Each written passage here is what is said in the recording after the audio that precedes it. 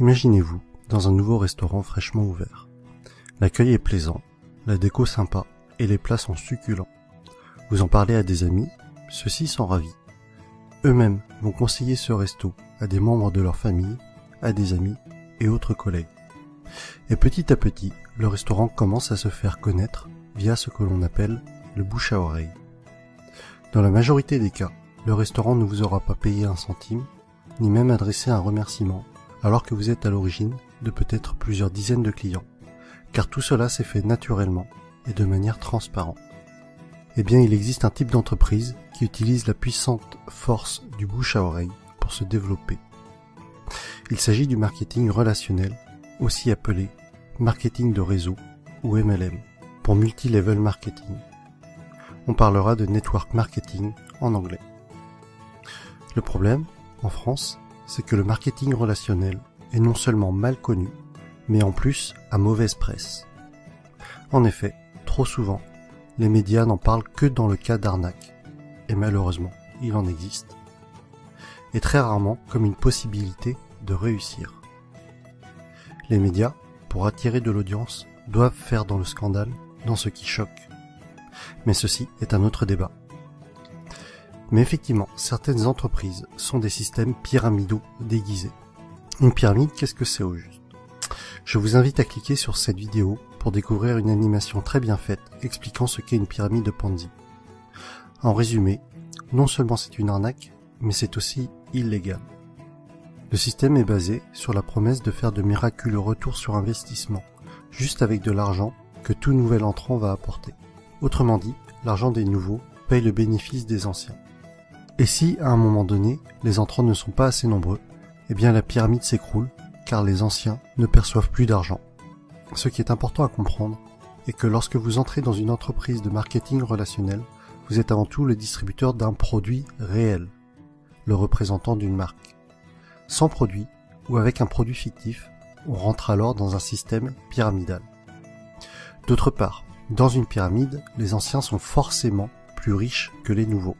Dans le MLM, même si plus vous rentrez tôt, plus vous êtes avantagé, cela ne garantit pas du tout votre succès. Un nouveau filleul peut très bien mieux développer son affaire et faire mieux que son parent.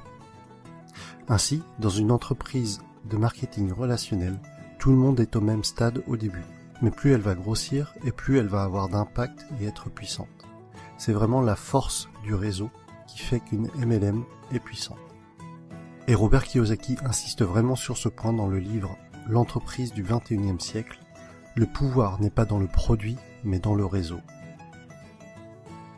Pour en revenir à ce que l'on évoquait au début de la vidéo, le bouche à oreille est le principal véhicule de communication d'une société de marketing relationnel, si bien qu'il n'y a pas ou peu de publicité. Et ce budget pub, qui est souvent faramineux pour les grandes entreprises, est reversé aux distributeurs et ou consacré à l'amélioration du produit, qui en général est excellent. Lorsque vous vous lancez dans le MLM, vous êtes parrainé par une personne, et ensuite c'est comme si vous étiez votre propre patron et que vous aviez créé votre entreprise. Votre but et votre source de revenus vont être de deux types. Soit en parlant du produit autour de vous et en le revendant, soit en parrainant d'autres personnes qui elles-mêmes vont devenir distributeurs. Ainsi, le plus efficace et pour que votre entreprise soit réussie, tout ce que vous faites doit être duplicable. Votre filleul doit avoir les outils pour développer lui aussi son réseau. Dans tous les cas, ce qui est important à retenir est que le succès est partagé. Si votre filleul échoue, vous échouez d'une certaine façon. Votre succès est complètement tributaire du succès des personnes que vous aidez, de vos filleuls et des filleuls de vos filleuls. L'accent doit être mis sur le déploiement de votre réseau et pas sur les ventes directes. Ainsi, ceux qui réussissent le mieux en MLM ne sont pas les vendeurs ou les commerciaux, mais plutôt les personnes pédagogues, les profs et les formateurs. Et personnellement, autant je trouve la réussite personnelle gratifiante, autant aider les autres à réussir l'est encore plus. Autre sujet que je trouve intéressant, c'est que votre entreprise grandit avec vous. Vous gagnez de l'argent en apprenant et en appliquant les méthodes de vos parrains et de votre upline. C'est le terme indiquant les personnes antérieures à vous dans la vie du MLM. Autre point fort du marketing de réseau est que pour devenir distributeur, cela demandera en général un faible investissement financier au départ, contrairement à la majorité des créations de nouveaux business. Aujourd'hui, si vous comptez ouvrir une franchise du type McDo, Subway ou Starbucks, il vous faudra probablement plusieurs centaines de milliers d'euros, alors qu'en MLM, cela vous demandera la plupart du temps quelques centaines d'euros. Ensuite, tout est préparé pour vous.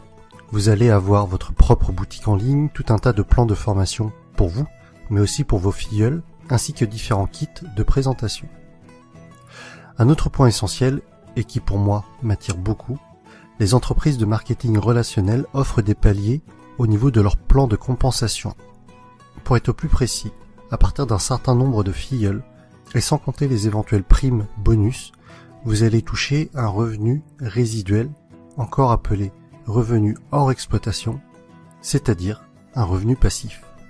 Les bonnes MLM sont donc de formidables véhicules vers l'indépendance financière de fait de ce revenu passif engendré par le parrainage d'autres personnes. Je rajoute que les MLM sont un type d'entreprise qui a une croissance des plus fulgurantes à l'échelle mondiale ces dernières années. Aux USA, ça a vraiment explosé depuis les années 90. Et avec Internet, c'est encore plus facile d'augmenter son réseau qu'auparavant. De plus, c'est une activité que l'on peut tout à fait démarrer sur notre temps libre pour un revenu complémentaire au début. Il faudra alors se déclarer en auto-entrepreneur avec le statut de VDI, c'est-à-dire vendeur à domicile indépendant. J'insiste tout de même sur le fait de bien vérifier un certain nombre de points avant de vous engager dans une entreprise de marketing relationnel, afin de ne pas tomber sur une pyramide Ponzi déguisée. Voici le type de questions qu'il faut vous poser avant de vous engager dans une entreprise de ce type. Est-ce qu'il y a des bureaux réels? À quels endroits géographiques? Se trouve-t-il dans des paradis fiscaux? Quel est l'historique de l'entreprise? Quelle est la réputation de cette entreprise?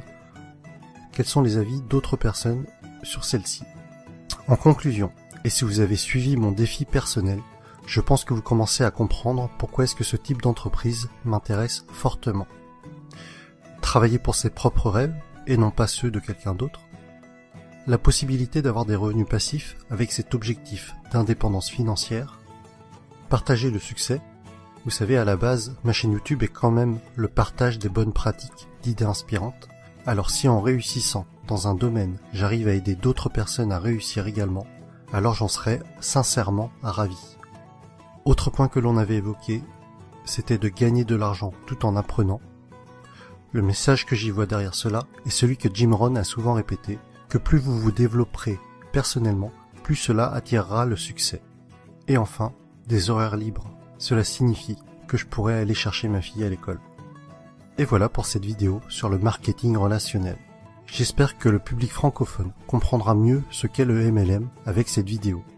Pour ma part, il y a quelques mois encore, je dois vous avouer que je faisais partie des personnes qui rejetaient le sujet, ne comprenant pas en quoi cela consistait, et sûrement aussi parce que je ne voulais pas comprendre, et que je gardais en tête ce que les médias véhiculaient. Mais que ce soit Jim Rohn, Tony Robbins, Les Brown, c'est-à-dire tous les motivational speakers que je suis régulièrement, mettent en avant ce type d'entreprise. Et après mes lectures de l'entreprise du 21e siècle, de Robert Kiyosaki, et de 45 secondes qui changeront votre vie, de Don Faya, j'ai finalement changé d'avis sur le sujet et je suis décidé à me lancer. Vous retrouverez la suite de mes aventures dans le prochain épisode avec mon choix de MLM et les raisons de ce choix.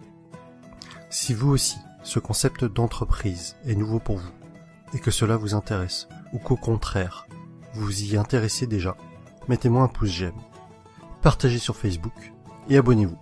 À bientôt!